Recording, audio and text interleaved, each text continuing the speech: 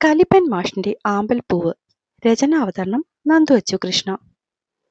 ആമ്പൽപ്പൂവേ, ശ്വാസം വിടു പെണ്ണേ, അല്ലെങ്കിൽ നീ മരിച്ചുപോകും. താൻ കഴുത്തിൽ നിന്നും മുഖമുയർത്തിയിട്ടും കണ്ണു തുറക്കാതെ ശ്വാസം പോലും പിടിച്ചു നിൽക്കുന്ന പെണ്ണിന്റെ കവളിൽ അമർത്തി ചുംബിച്ചുകൊണ്ട് ഏതൻ ഇത്തിരി ഉറക്കത്തന്നെ ചിരിച്ചു. കാതിലേക്കടിക്കുന്ന നിശ്വാസത്തിനൊപ്പം ചിരിക്കുമ്പോൾ ചെറുതായി ആടി ഉലയുന്ന ആ ശരീരം വന്ന് പിന്നിൽ തട്ടുമ്പോൾ ഉണ്ടാകുന്ന വികാരം പെണ്ണിനാകെ അടിവയറ്റിൽ ഒരു പെരുമഴക്കാലം നനഞ്ഞ അവസ്ഥയിലായിരുന്നു. ഇങ്ങനെ പേടിച്ചു നിന്നാൽ ഞാൻ പിണങ്ങും, എന്നിട്ട് പിന്നെ മൂക്കും മുഖവും കാണിച്ചോണ്ട് വന്നാൽ ഞാൻ മിണ്ടില്ല കേട്ടോ. തന്റെ സാമീപ്യം അവളിൽ തീർക്കുന്ന വികാരങ്ങൾ മനസ്സിലാവാഞ്ഞിട്ടല്ല, പക്ഷെ അടുത്തൊന്ന് ചേർത്ത് നിർത്തിയാലോ, ഒരിത്തിരി ഇഷ്ടക്കൂടുതൽ കാണിച്ചാലോ ഒക്കെ പെണ്ണപ്പോഴേ കണ്ണുകൾ ഇറുക്കി അടച്ചു കളയും. തനിക്കാണെങ്കിൽ ആ ഉണ്ടക്കണ്ണിലാകെ തന്നെ നിറച്ചു കാണുന്ന പോലെയുള്ളൊരു സന്തോഷം വേറെ ഇല്ലാതാനും. എന്തെങ്കിലുമൊക്കെ താൻ കുറുമ്പ് കാട്ടുമ്പോൾ മിഴിഞ്ഞു വരുന്ന മിഴികളിലാകെ തന്നെ നിറച്ച് അത്ഭുതത്തോടെ നോക്കി നിൽക്കുന്ന പെണ്ണിന്റെ മുഖം കാണുമ്പോഴാണ് പിന്നെയും പിന്നെയും എന്തൊക്കെയോ ചെയ്ത് അവളെ കൂടുതൽ ഞെക്കിപ്പൊട്ടിക്കാൻ തോന്നുന്നത്. ആമ്പൽപ്പൂവേ, ഇനിയും കണ്ണു തുറന്നെ നോക്കിയില്ല ഞാൻ സത്യായും. ബാക്കി എന്തെങ്കിലും പറയും മുന്നേ തന്നെ അവൾ കണ്ണു വെട്ടി തുറന്നിരുന്നു. ആ, അങ്ങനെ എന്റെ ആമ്പൽപ്പൂവേ, എന്നെ മാത്രം നോക്കിയാൽ മതി. പറയുന്നതിനൊപ്പം അവളുടെ താടിത്തുമ്പിൽ അമർത്തി മുത്തിയവൻ.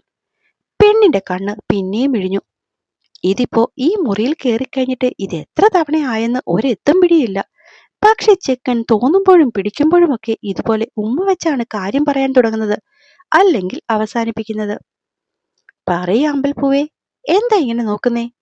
ചോദിച്ചുകൊണ്ട് തന്നെ പെണ്ണിനെ പിടിച്ച് മടിയിലേക്ക് ഇരുത്തി ചെറുക്കൻ. ഉയർന്നു വന്ന ശബ്ദം തൊണ്ടയിൽ നിന്ന് പുറത്തേക്ക് വരും മുന്നേ തന്നെ അവൻ ആ കഴുത്തിലേക്ക് മുഖം പൂഴ്ത്തി അമർത്തി ചുംബിച്ചതും ഉയർന്നു വന്ന ശബ്ദവീചികൾ തൊണ്ടയിൽ കിടന്നു തന്നെ പിടഞ്ഞു. ആമ്പൽപ്പൂവേ, എന്തെങ്കിലുമൊക്കെ പറയ് പെണ്ണേ, നീ ഇങ്ങനെ മിണ്ടാതെ നിന്നിട്ട് എനിക്ക് ദേഷ്യം വരുന്നുണ്ട് കേട്ടോ. ഇതിപ്പോ നീ ശ്വാസം എടുക്കുന്നുണ്ടോ എന്നറിയണമെങ്കിൽ നെഞ്ചിലേക്ക് ചെവി വെച്ച് നോക്കണമെന്ന് തോന്നുന്നു.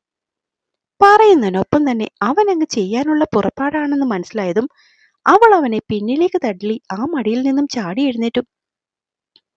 അതൊന്നും പ്രതീക്ഷിക്കാതെ ഇരുന്നവൻ അവളുടെ ആ തള്ളലിൽ കട്ടിലേക്ക് മലന്ന് വീഴുകയും ചെയ്തു. പിന്നെ പറയണോ, ഒറ്റ നിമിഷം കൊണ്ടാണ് ആ മുഖം കയറി വീർത്തു കെട്ടിയത്.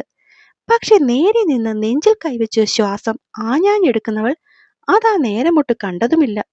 അതൊക്കെയായതും പിന്നെ പറയണോ, അവളൊന്ന് നേരെയായി നോക്കുമ്പോൾ കാണുന്നത് കൊട്ട പോലെ വീർത്തിരിക്കുന്ന ഒരുവനെയാണ്. പെണ്ണിന്റെ കണ്ണൊന്നു മിഴിഞ്ഞു. ഇത്തിരി മുന്നേ കൊഞ്ചിക്കൊണ്ട് നിന്നവന് പെട്ടെന്ന് ഇതെന്തു പറ്റിയെന്ന രീതിയിൽ അവളുടെ കണ്ണുകൾ അവനിലേക്ക് മാത്രമായി. എന്നാൽ അത് കണ്ടിട്ടും ആ ഭാഗത്തേക്ക് നോക്കാതെ നിന്നു അവൻ. ചേടാ, ഇതിപ്പോ എന്താ പറ്റിയേ? കുറച്ചു മുന്നേ എവിടെ നിന്നാണോ ചാടി എഴുന്നേറ്റ് പോയത് അവിടെ തന്നെ വന്നിരുന്നവൾ. എന്തിനാ പിണങ്ങിയേ? തന്നെ നോക്കില്ല എന്ന് പറഞ്ഞ് തിരിച്ച മുഖം തന്റെ നേരെയാക്കി പെണ്ണ് ചോദിച്ചതും അവൻ അതുപോലെ തന്നെ മുഖം വെട്ടിച്ചു. കഷ്ടം കിട്ടും കേട്ടോ. ആ, ഇത്തിരി കിട്ടുന്നത് നല്ലതാ. എന്തിനാ എന്നെ തള്ളിയിട്ടിട്ട് പോയത്? വല്ലാത്ത പരിഭവത്തോടെയായിരുന്നു ആ ചോദ്യം. ഞാനോ? തള്ളിയിടാനോ? ആരെ? ഉണ്ടക്കണ്ണുകൾ മിഴിഞ്ഞു വരുന്നു എന്ന് കണ്ടതും അവൻ അവളെ പിന്നെയും പിടിച്ച് മടിയിലേക്ക് ഇരുത്തി. കുറച്ചു മുന്നേ ഞാൻ ഇതുപോലെ ഇരുത്തിയപ്പോൾ നീ എന്നെ തള്ളി മാറ്റി പോയില്ലേ? ഞാൻ എന്ത് വേഗത്തിലാണെന്നോ കട്ടിലിൽ പോയി വീണത്. അങ്ങനെ വീണതിന്റെ ആണെന്ന് തോന്നുന്നു എനിക്ക് നടുവേദനിക്കുന്നു. മുഖമൊക്കെ വല്ലാതെ ആക്കിയുള്ള അവന്റെ ആ പറച്ചിൽ കണ്ടതും അവൻ ഈ പറയുന്ന വേദന മൊത്തം അനുഭവിക്കുന്നത് അവളാണെന്നൊരു നിമിഷത്തിൽ പെണ്ണിന്റെ കണ്ണ് നിറയാൻ തുടങ്ങി. ഭഗവാനെ, മെത്തയിലേക്ക് വീണപ്പോ വേദനിച്ചു എന്ന് പറഞ്ഞത് ഈ പെണ്ണ് ഇത്രയും പെട്ടെന്ന് വിശ്വസിച്ചോ? താൻ പറയുന്നതൊക്കെയും ഒന്ന് ചിന്തിക്കാതെ പോലും വിശ്വസിക്കുന്ന പെണ്ണിനോട് ഏതനാ നിമിഷം അടങ്ങാത്ത പ്രണയം തോന്നി. ആമ്പൽപ്പൂവേ, ഞാൻ നുണ പറഞ്ഞതാ കുഞ്ഞേ. പറയുന്നതിനൊപ്പം അവളെ വാരി പിടിച്ച നെഞ്ചിലേക്ക് അമർത്തി വെച്ചു ഏതൻ. കള്ളം പറഞ്ഞ് തന്നെ സങ്കടപ്പെടുത്തിയതിന് പെണ്ണ് കുതറുകയും പിടയ്ക്കുകയും ഒക്കെ ചെയ്തെങ്കിലും ഒക്കെയും ആ നെഞ്ചിൽ പറ്റിക്കൂടി തന്നെയായിരുന്നു. എന്നെ ഇഷ്ടമാണെന്ന് പറയുന്നതൊക്കെ വെറുതെയാ. എപ്പോഴും എന്നെ പറ്റിക്കാനാ ഇഷ്ടം. അവൾക്ക് ദേഷ്യവും സങ്കടവും ഒക്കെ വരുന്നുണ്ടായിരുന്നു. ഒപ്പം പെണ്ണ് അവന്റെ കൈത്തണ്ടയിൽ അമർത്തി നുള്ളുകയും ചെയ്തു. സാധാരണ അങ്ങനെ ഒരു വേദന വരുമ്പോൾ ദേഷ്യപ്പെട്ടാണെങ്കിലും അവളെ വെറുതെ വിടുന്നവൻ ഇന്ന് പക്ഷെ ആ വേദന മിഴികളടച്ച് വല്ലാത്തൊരു സംതൃപ്തിയോടെയാണ് ഏറ്റുവാങ്ങിയത്. അപ്പോഴത്തെ ദേഷ്യത്തിലും വാശിയിലും ആമ്പൽ അത് ശ്രദ്ധിച്ചതുമില്ല. പിന്നെയും കുറെ നേരം അവന്റെ കയ്യിലിരുന്നവനോട് എന്തൊക്കെയോ വഴക്കുണ്ടാക്കി പെണ്ണ്. ഒടുവിൽ എന്തൊക്കെ ചെയ്തിട്ടും അവന്റെ പുഞ്ചിരി മാറുന്നില്ലെന്ന് കണ്ടതും ഇത്തവണ ചുണ്ടും പിളർത്തി പരിഭവം കാണിച്ചത് അവളായിരുന്നു. എന്റെ കൊച്ചിനെ ഇങ്ങനെയൊക്കെ കാണുമ്പോഴുണ്ടല്ലോ, എനിക്കങ്ങ് ഞെക്കി പൊട്ടിക്കാൻ തോന്നും. അത് പറയുമ്പോഴുള്ള ആവേശം കൊണ്ടാവും ചെറുക്കൻ പിന്നെയും അവളെ ഒന്ന് കെട്ടിപ്പിടിച്ച് ആ ഉണ്ടക്കവളിൽ അമർത്തി ചുംബിച്ചത്. ഇനിയും ഇങ്ങനെ ഉമ്മ വെച്ചാൽ സത്യമായിട്ടും എന്റെ കവള് പുറത്ത് ചാടും കേട്ടോ. ചാടട്ടമ്മേ, അല്ലെങ്കിലും ഈ ഉണ്ടക്കവൾ ഒന്ന് ചാടിയാൽ കുറച്ചും കൂടി ഭംഗിയായിരിക്കും. വീണ്ടും അവളുടെ ഇരു കവളുകളും അവന്റെ ചുണ്ടിന്റെ ചൂട് അറിഞ്ഞു മാറി. അതോടെയായതും പെണ്ണ് വല്ലാതെ തളർന്ന് തോളിലേക്ക് ചാഞ്ഞിരുന്നു. അപ്പോഴേക്കും എന്റെ കൊച്ചു ക്ഷീണിച്ചു പോയോ? മറുപടി ഏതുമില്ലായിരുന്നെങ്കിലും അവളുടെ ശ്വാസം തെന്നി മാറുന്നത് അവൻ അറിയാമായിരുന്നു. ആമ്പൽപ്പൂവേ, ഇത്തിരി നീട്ടിയുള്ള ആ വിളി കേട്ടതും പെണ്ണ് പെട്ടെന്ന് ഇരു കവളും പൊത്തിപ്പിടിച്ചു. അത് കണ്ടതും ഏതൻ ഉറക്കെ ചിരിച്ചുപോയി. ഇങ്ങനെയൊന്നും ചെയ്യല്ലേ കുഞ്ഞേ, നീ ഇങ്ങനെയൊക്കെ ചെയ്യുമ്പോഴാണ് എനിക്ക് വീണ്ടും വീണ്ടും എന്തെങ്കിലുമൊക്കെ കൂടുതൽ ചെയ്യാൻ തോന്നുന്നത്. ഇനി ഒന്നും ചെയ്യണ്ട, ഇപ്പൊ തന്നെ ഒരുപാടായി. പെണ്ണ് കുഴഞ്ഞ പോലെ തല വെട്ടിച്ചു. ദേ ആമ്പൽപ്പൂവേ, ഇപ്പൊ കിട്ടുന്നതൊക്കെ വാങ്ങി വെച്ചോ, കാരണം ഇതൊക്കെ തന്നെ അടുത്ത 5 വർഷം ഓർക്കാൻ കാണൂ.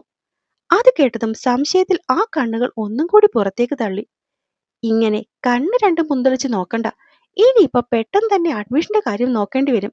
അത് കഴിയുമ്പോൾ എവിടെയാ അഡ്മിഷൻ കിട്ടുന്നതെന്ന് വെച്ചാൽ അവിടെ കൊണ്ട് ചേർക്കണം. പിന്നെ പഠിക്കണം, അത് തീരാൻ പിന്നെയും 4-5 കൊല്ലം. ഹോ, അങ്ങനെയൊക്കെ വരുമ്പോൾ ഇങ്ങനെയൊന്നും കാണാനും കെട്ടിപ്പിടിക്കാനും പറ്റിയെന്ന് വരില്ല. പുഞ്ചിരിയോടെയാണ് അവന്റെ പറച്ചിലെങ്കിലും അതവളെ വല്ലാതെ ഭയപ്പെടുത്തി എന്ന പോലെയായി പെണ്ണിന്റെ മുഖഭാവം. അപ്പോ ഞാൻ പഠിക്കാൻ പോയാൽ എന്നെ കാണാൻ വരില്ലേ? ഇല്ലേ? ഇല്ല. ഫോൺ ചെയ്യുമോ?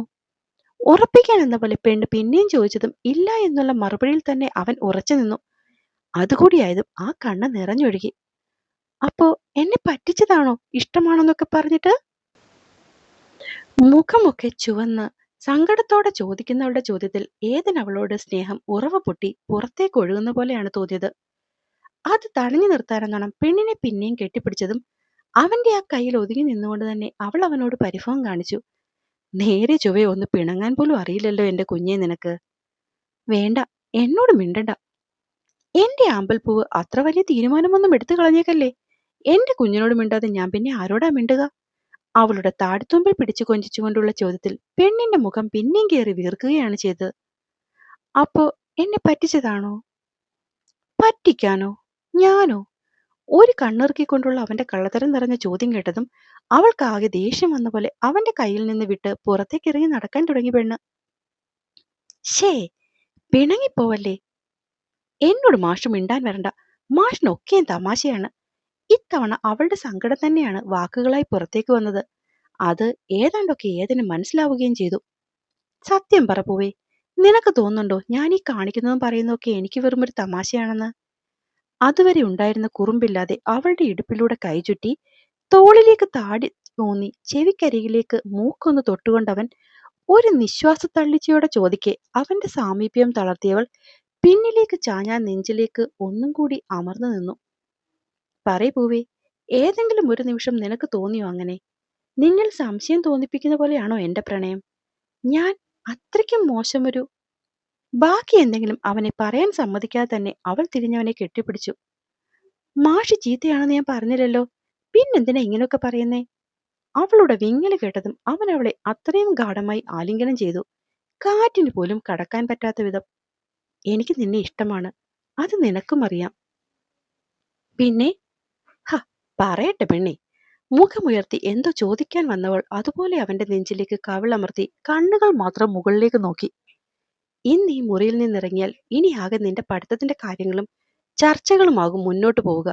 ഒരുപക്ഷെ ഇന്നത്തെ ദിവസത്തിന് ശേഷം നിന്റെ അമ്മ നിന്നെ ഇവിടേക്ക് വിട്ടില്ലെന്ന് പോലും വരും.